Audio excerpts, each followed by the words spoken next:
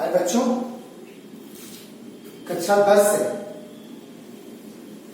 अध्याय 5 का शेष उसका एक पाठ और था, उसी में चंद्रलोक में प्रथम बार। इसके पहले आपने चींटी पढ़ा होगा, उस 5वें अध्याय में ही है जो सुमित्रा नंदन पंत की रचना है, और उसी 5 पाठ के बीच ही चंद्रलोक में प्रथम बार भी का उन्होंने जिक्र किया है। तो एक चीज ध्यान दीजिएगा बच्चों, ये पहला पद्यांश है और दूसरा पद्यांश इधर है, तीसरा इधर है। थोड़ा सा लिखने में मुझे मतलब थोड़ा सा मेरे से मिस्टेक हो गया, इसलिए दूसरा यहां मुझको लिखना पड़ गया। तो हम चलते हैं चंद्रलोक में प्रथम बार। ये सुमित्रानंद पंत जी बड़ा अच्छी तरीके से इसका मार्मिक वर्णन किया है कि जब मनुष्य जो कार्य संभव नहीं था, जो कार्य असंभव था, उस कार्य को इस मानव ने संभव करके दिखला दिया। इसलिए चंद्रलोक में प्रथम बार जब मनुष्य इस पृथ्वी से पहली बार जब चांद पे गया, चंद्रलोक में चंद्रमा पे गया, मानव ने किया पदार्पण। जब मानव ने पहली बार इस चंद्रमा पर पदार्पण अपना पैर रखा, छिन्न हुए लो देश काल।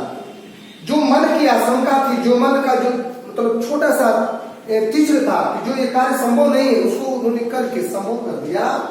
छिन्न हुए लो देश काल के दुर्जय बाधा बंधन। जो हमारे लिए जो बाधाएं थी, जो कभी सपने में भी नहीं सोचा था कि हम चंद्रमा पे जाएंगे, उस कार्य को इस मानव ने क्या कर दिया, उस बाधा को दूर कर दिया।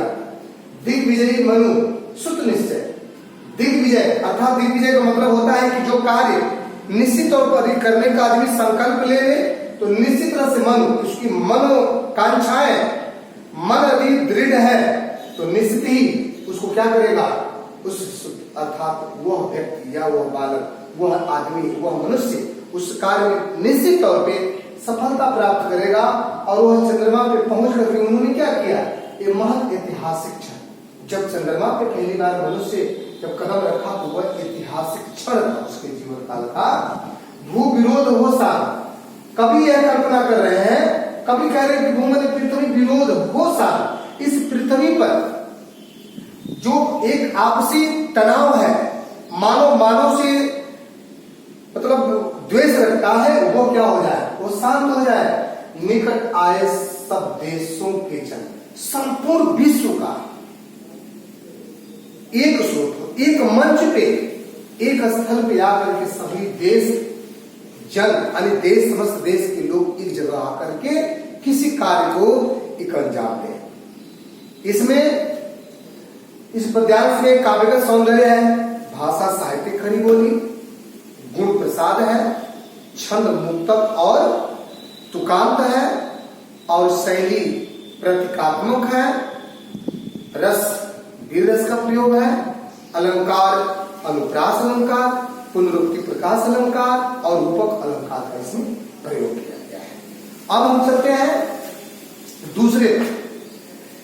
युग युग का पौराणिक स्वप्न हुआ मानव का संभव। अब इसमें कवि जी कह रहे हैं कि जो हर युगों में जो आदमी अपनी मन की जो कल्पना किया था, वो पौराणिक स्वप्न जो था, जो पौराणिक कथाएं हम सुनते थे, ये चांद है, ये पृथ्वी है, ये ग्रह है, वो है पौराणिक था। स्वप्न हुआ मानव का संभव। जो हम स्वप्न देख रहे थे, आज के दिन में उस मानव का वो कार्य क्या हो गया, संभव कर लिया। समारंभ शुभ नए चंद्र युग का भूख को दे गौरव।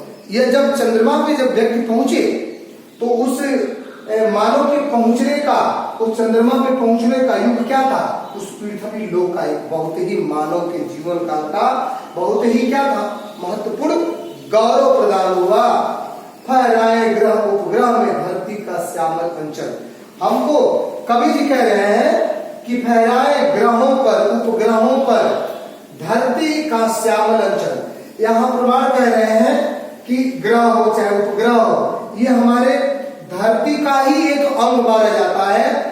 इन ग्रहों पर भी धरती की तरह जो हमारी धरती की श्यामलता है, जो सौंदर्यता है, जो प्राकृतिक यहाँ की छटाएं हैं वो सब इस पृथ्वी पर क्या हो, यह आंचल में परिपूर्ण हो, सुख संपद संपन्न जगत में बरसे जीवन मंगल, हर मानव के जीवन में सुख शांति समृद्धि प्रदान हो, संपन्न हो, जगत में संसार के प्रत्येक व्यक्ति के हृदय में जीवन में हर सुख सुविधा मंगलमय हो, उसके जीवन काल में सुख शांति समृद्धि प्रदान हो। अब कहते हैं कभी अमेरिका सोवियत संघ बने, अमेरिका और सोवियत संघ को भी कवि जी कह रहे हैं कि अमेरिका सोवियत संघ बने, नवद्वीप रचना के बाद सोवियत संघ भी बने, अमेरिका भी इस युग का इस धरा के से जो कार्य करता है चंद्रलोक यान पर या सूर्य लोक पर या किसी भी ग्रहों पर उसको भी सफलता मिले, उसको नवद्वीप, उसको नए इतिहास रचने का मौका मिले। जीवन पद्धतियों के वेद, जो हमारे जीवन की जो पद्धतियां हैं अपने तरीके से सुख शांतिमय जीवित जिए, समन्वित हो विस्तृत मन, हमारा मन अधिक विस्तृत जैसे होता है, मन कभी शांत नहीं होता है, मन बहुत अधम होता है, मन अभी यही है, हम यहाँ खड़े हैं, आप क्लास में बैठे हैं, आपका मन कहीं और चला जाता है, घर पे चला जाता है, मिठाई की दुकान पे चला जाता है। ठीक वैसे ही कभी कह रहे हैं कि प्रत्येक व्यक्ति का मन काफी विस्तृत हो, तो विस्तृत होने का उसके अंदर इस तरह का गुण हो, जैसे वो चंद्रमा पे पहुंच करके मन उसका विस्तृत हुआ था, तो मन जैसे विस्तृत हुआ चंद्रमा पे पहुंच गया। वैसे ही इसमें भी भाषा वही साहित्य खड़ी बोली है, केवल इसमें अनुप्रास अलंकार का प्रयोग किया गया है। तीसरे में हम चलते हैं पद्यांश में, अर्थ युग बने धरा जीवन हित, जो हमारे इस धरा पर इत्यादि अणु का प्रयोग किया गया है, इस धरा जीवन हित, यह जीवन इस धरा पर जो जीवन है उसके हितकारी में, उसके हित में हो। स्वर्ण सृजन का साधन, स्वर्ण जैसे सोने का, जो हमने अभी कल्पना हम करते हैं, यहाँ कवि जी कह रहे हैं कि हमारे देश को सोने की चिड़िया का उपमा दिया गया है, तो यह जो है युग क्या हो, विज्ञान युग जो है आगे बढ़े और सृजन का साधन, जो हमारे मानव जीवन का जो विकास की जो श्रेणी है वह सृजन हो, उसका काफी विकास हो। मानवता ही विश्व सत्य है, मानवता इस विश्व इस संसार में भी मानवता नहीं है तो वह सत्य नहीं है। मानव दूसरे के लिए मानवता नहीं है, उसके सामने प्रस्तुत करता है, तो विश्व का मानवता की कोई सत्यता सत्य नहीं है। इसलिए भू राष्ट्र करे आत्मर्पण, इस भू पर, इस धरा पर, इस राष्ट्र के उत्थान के लिए, राष्ट्र की भलाई के लिए अपने आप को आत्मसमर्पण के दृश्य से ये मानवता होनी चाहिए। धरा चंद्र की प्रीति परस्पर, इस धरा का संपूर्ण पहले से क्या रही है, परंपरा रही है, चंद्रमा की भी यही परंपरा रही है, प्रीति परस्पर। जैसे धरा चंद्र, धरा माने पृथ्वी, चंद्र माने चंद्रमा, तो यह कभी यहाँ उपमा दे रहे हैं, प्रमाण दे रहे हैं कि प्रीति परस्पर, जैसे एक व्यक्ति से दूसरे की प्रीति परस्परता होती है, वैसे धरा पृथ्वी और चंद्रमा से एक क्या था, परस्पर प्रेम था, दोनों एक दूसरे का ही अंग है।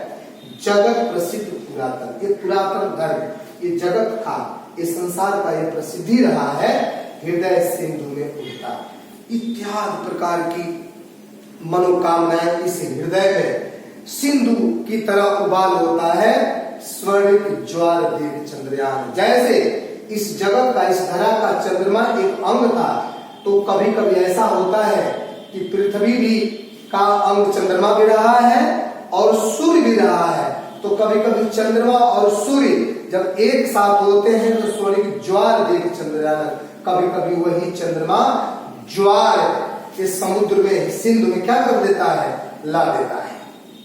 तो इस तरह से व्यक्ति की इच्छाएं बड़ी अनंत होती है, तो कुछ हमारी इच्छाएं ऐसी होनी चाहिए जो जगत के, संसार के, इस धरा पर रहने वाले मानव जीवन के कल्याण हेतु वह सिद्ध हो। इसमें भी केवल अनुप्रास अलंकार का प्रयोग किया गया है। मैं आशा करता हूं कि ये वीडियो आप सभी बच्चों लोगों को समझ में आया होगा और अपने माध्यम से इसका एक नोटबुक्स तैयार करेंगे और परीक्षा में, बोर्ड की परीक्षा में काफी ये इसमें से आने की संभावना रहती है, तो आपका दिन शुभ हो। धन्यवाद।